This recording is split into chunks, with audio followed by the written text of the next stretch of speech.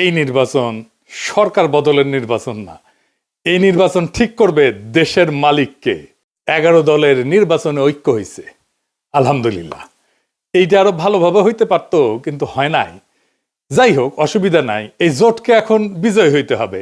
বিজয়ী হইতে পারলে এটা বাংলাদেশের গেম চেঞ্জার হবে, ইতিহাস বদলায় যাবে, বাংলাদেশের রাজনীতি বদল হয়ে যাবে চিরজীবনের জন্য। বাংলাদেশের মানুষ সত্যিকারের আজাদি পাবে। 11 দলের নির্বাচনে ঐক্য জিতে যাবে। হ্যাঁ, জিতে যাবে। এইটা কওয়া যেতে পারে পিস অফ কেক, আপোষে ঘটতে পারে যদি তারা রাইট স্ট্র্যাটেজি নিয়ে মাঠে থাকতে পারে। আর মাত্র 3টা সপ্তাহ। নতুন বাংলাদেশের দিশা দেখাইতে হইলে আপনার একদম নতুন স্ট্র্যাটেজি নিয়ে আগাইতে হবে। আমার স্ট্র্যাটেজি কলে ফুল প্রুফ, বন্দুকের গুল্লি মিস হইতে পারে, আমার স্ট্র্যাটেজি মিস হবে না।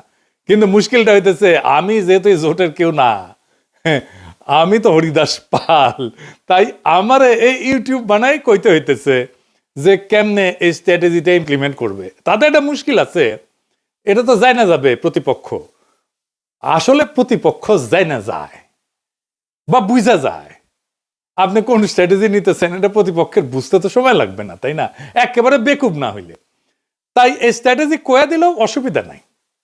11 দলীয় জোট এটা যদি অনুসরণ করে ভালো, না করলেও সমস্যা নাই। অনেকে শিখা যাবেন কেমনে জাতীয় ইলেকশনে জিতে আসতে হয়। নির্বাচন আসলে অগলের মাথায় আসে একটা নির্বাচনে ইস্তেহার বানাইতে হবে, লেখা লাগবি।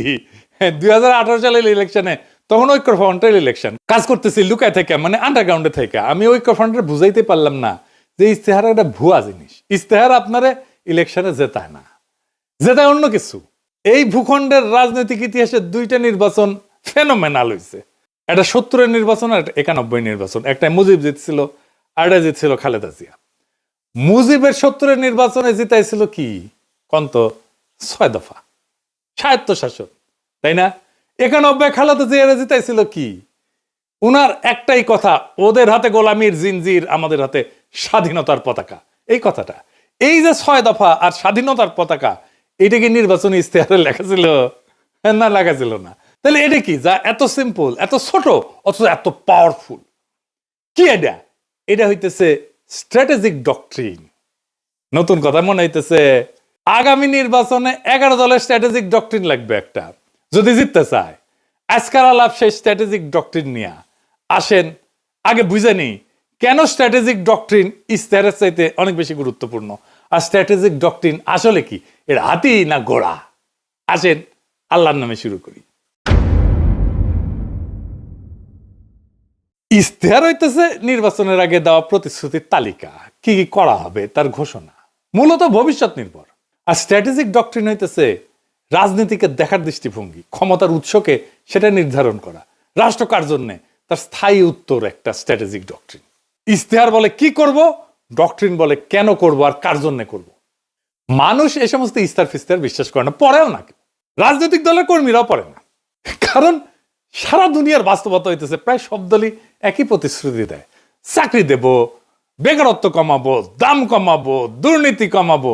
কিন্তু মানুষ জানে এগুলো ভুয়া, কিছুই হবে না, কিছুই পূরণ হবে না। ফলে ভোটাররা এই সমস্তকে পাত্তা দেয় না।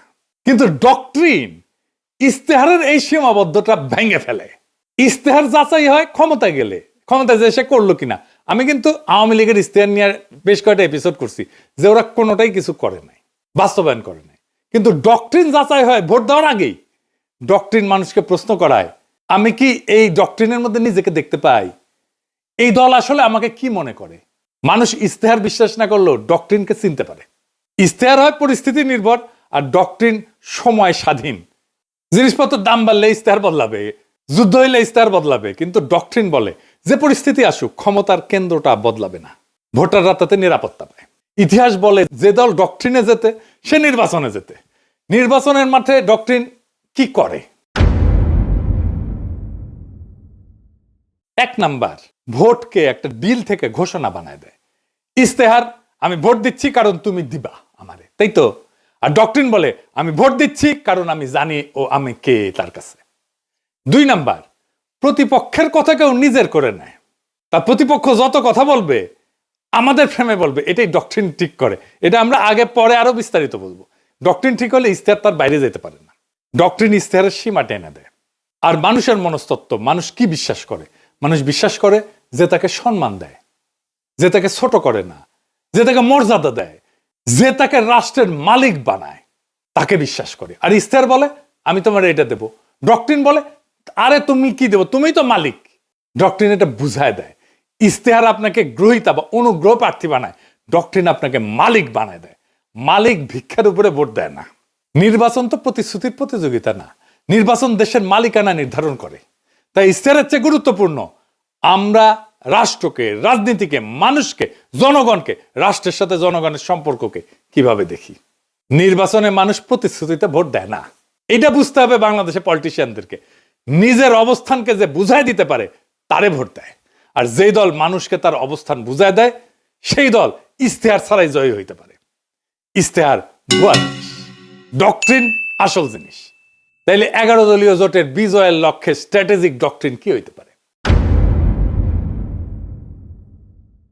আগে দেখে নেই বিএনপির স্ট্র্যাটেজিক ডক্ট্রিন কি এই নির্বাচনে, বলতে পারবেন? এটা জানা দরকার, কারণ এই বিএনপির স্ট্র্যাটেজিক ডক্ট্রিনকে হারাইতে হবে। কি সেটা? সেটা হইতেছে সবার আগে বাংলাদেশ, আমার আগে আমরা, আমাদের আগে দেশ, সবার আগে বাংলাদেশ। সবার আগে বাংলাদেশ, সবার আগে বাংলাদেশ। দেখেছেন উনারা সচেতন ভাবে করছেন কিনা এটা উনারাই বলতে পারবেন। তবে এইটা একটা plain and pure strategic doctrine বিএনপির। সবার আগে বাংলাদেশ এটা কেবল স্লোগান না, এটা একটা ডক্ট্রিনাল স্টেটমেন্ট।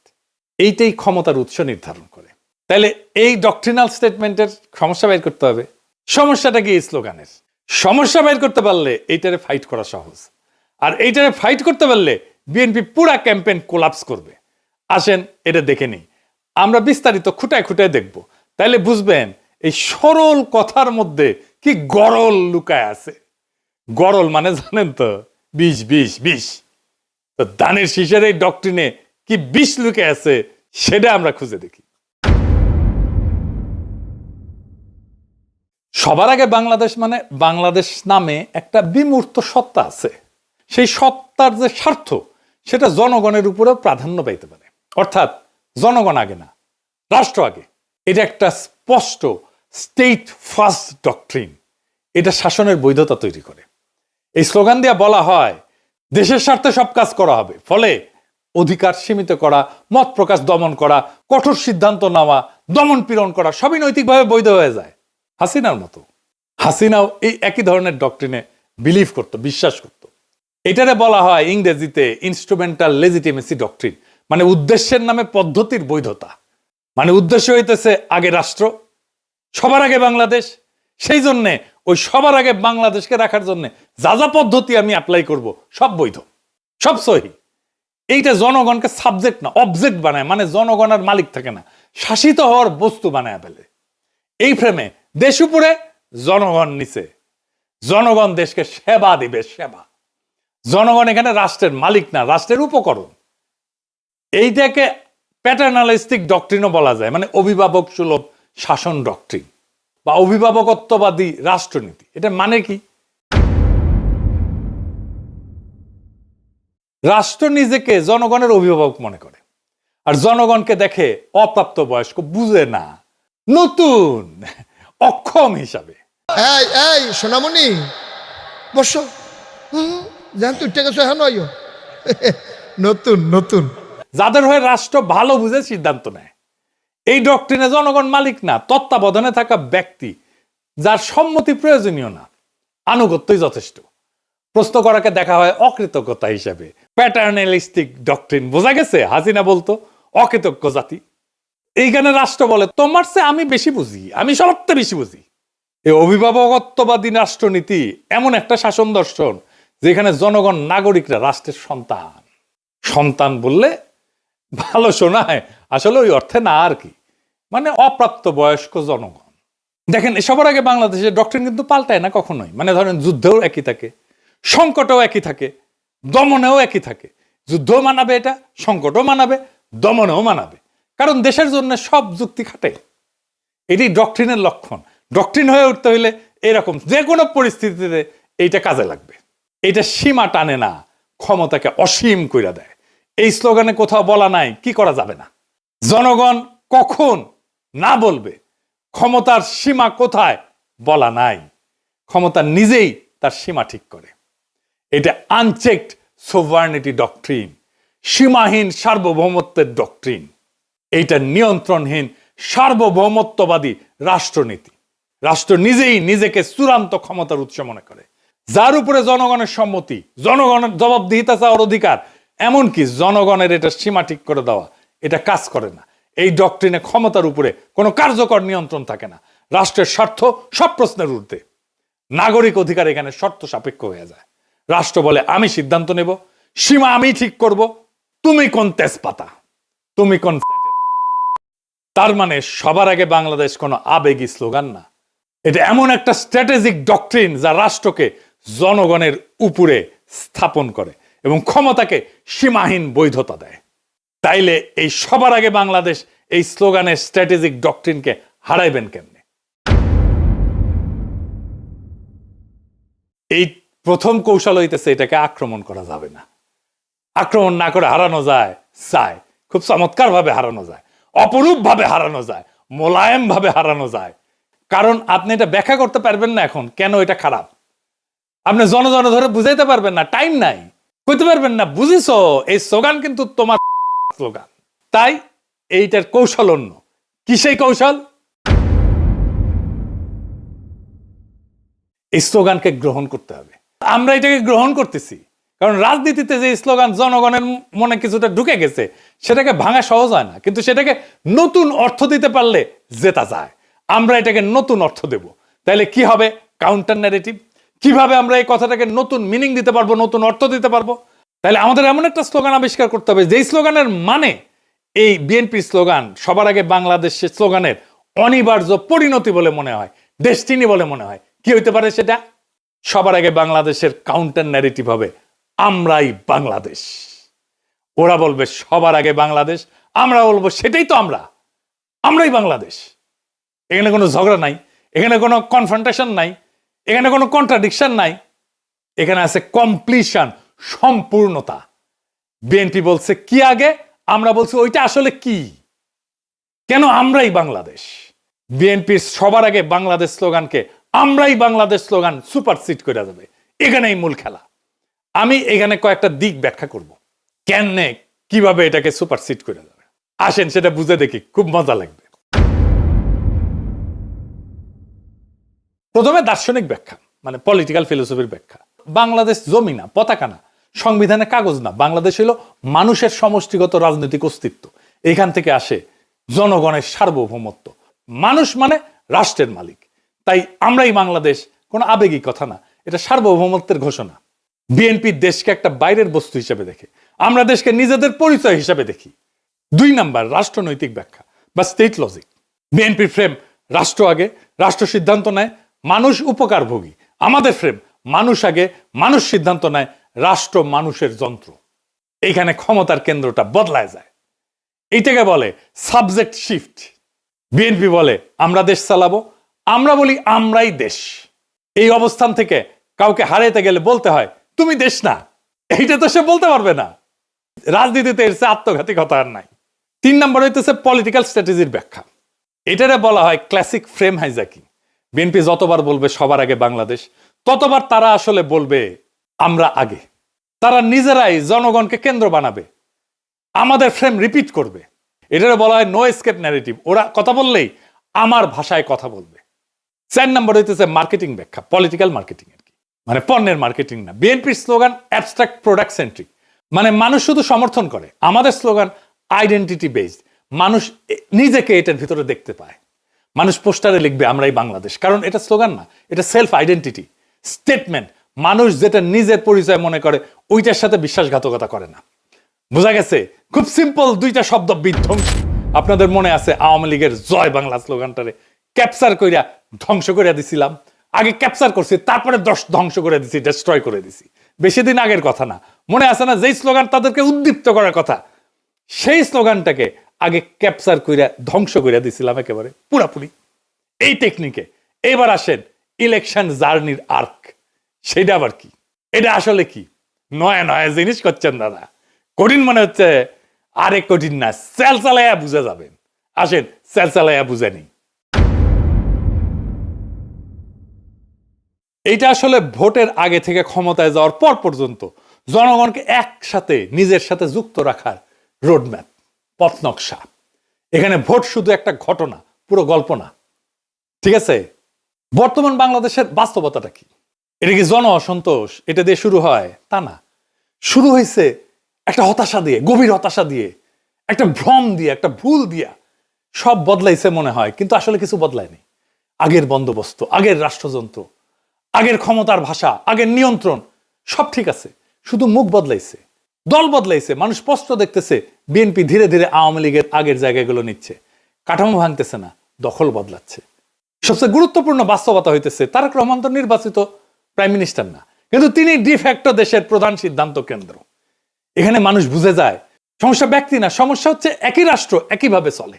এই উপলব্ধিটাই ইলেকশন জার্নির প্রকৃত শুরু। নির্বাচন শেষ না, নির্বাচন দিয়ে নাগরিক তার মালিকানা দখল করবে। এখানে ইলেকশন জার্নির আর্ক পূর্ণতা পায়। স্লোগান থেকে যাত্রা। এর প্রথম ফেজে কি হবে? পরিচয়কে জাগরিত করা। আমরাই বাংলাদেশ, এটা আমাদের পরিস্থিতিকে জাগ্রত করবে। এই পর্যায়ে প্রতিশ্রুতি কম, দর্শন বেশি। এর লক্ষ্য কি? মানুষ ভোটার না, মানুষকে বলা আপনি একটা পলিটিক্যাল এন্টিটি, রাজনৈতিক সত্তা। 2 নাম্বার ফেজে কি? নৈতিক প্রশ্ন, মরাল কোশ্চেনিং। এইখানে প্রশ্ন উঠবে, আমরাই যদি বাংলাদেশ হই তাহলে এত অন্যায় কেন, এত অবিচার কেন, এত বেইনসাফি কেন? এখান থেকে আসবে ইনসাফের প্রশ্ন। ইনসাফ মানে ভিক্ষা না, দয়া না, অধিকার ফেরত নেওয়া। মানুষ তখন বোঝে অন্যায়টা তো তাহলে আমার বিরুদ্ধে, বেইনসাফি তো আমার বিরুদ্ধে। আমরাই যদি বাংলাদেশ হই আর এই বাংলাদেশে যদি বেইনসাফি থাকে তাহলে এই বেইনসাফি আমার বিরুদ্ধে, কারণ আমি তো বাংলাদেশ। 3 নাম্বার ফেজ, ইনসাফের কাফেলা। এটা একটা কালেকটিভ জাস্টিসের ফেজ, সম্মিলিত ন্যায়ের যাত্রা। মানুষ বোঝে আমি একা না, আমার অভিজ্ঞতা সবারই। এখানেই জন্ম নেয় কাফেলার ধারণা। কাফেলা মানে পার্টি না, কাফেলা মানে পোস্টার না, এটা একটা নৈতিক যাত্রা। আমার ভোটটা তো দেওয়া হবে তাকেই যে আইন বানাবে, যাকে আমি সংসদে পাঠাচ্ছি। এটা একটা যাত্রা, যে আইন সমাজে ইনসাফ কায়েম করবে। এই ভোট শুধু ব্যালটের ভোট না, এটা ইনসাফ কায়েমের কাফেলা। 4 নাম্বার ফেজ, আজাদির দোরগোড়ায় পৌঁছানো। শেষ পর্যায়ে প্রশ্ন বদলায়। কে ক্ষমতায় যাবে এটা প্রশ্ন না, বরং আমরা কিভাবে শাসিত হব সেইটা প্রশ্ন হয়ে দাঁড়ায়। আজাদি মানে নিজের জীবনের উপরে নিজের কর্তৃত্ব। এখানে নির্বাচন ক্ষমতার উৎস না, এই নির্বাচন হইতেছে আজাদির দরজায় পৌঁছানোর মাধ্যম। ইনসাফের কাফেলা দিয়ে আজাদির দরজায় পৌঁছানোর মাধ্যম হইতেছে নির্বাচন। তাইলে কেন এই যে সিম্পল মেসেজ আমরাই বাংলাদেশ, এটা কেন আমাদের জিতায় দেবে? 5টা সিম্পল কারণে জিতায় দেবে। 1 নাম্বার, এটা ঝগড়ার রাজনীতি না। 2 নাম্বার, এটা পরিচয়ের রাজনীতি। 3 নাম্বার, এটা মানুষকে ছোট করে না। 4 নাম্বার, এটা মানুষকে রাষ্ট্র বানায়, মালিক বানায়। 5 নাম্বার, এটা প্রতিপক্ষের মুখে আমাদের ভাষা ঢুকায় দেয়। মানুষ যখন বলে আমরাই বাংলাদেশ, সে আর শুধু ভোটার থাকে না, সে হয়ে যায় মালিক। আর মালিক কখনো ভুল জায়গায় দাঁড়ায় না। এই নির্বাচন সরকার বদলের না, এই নির্বাচন ঠিক করবে দেশের মালিককে।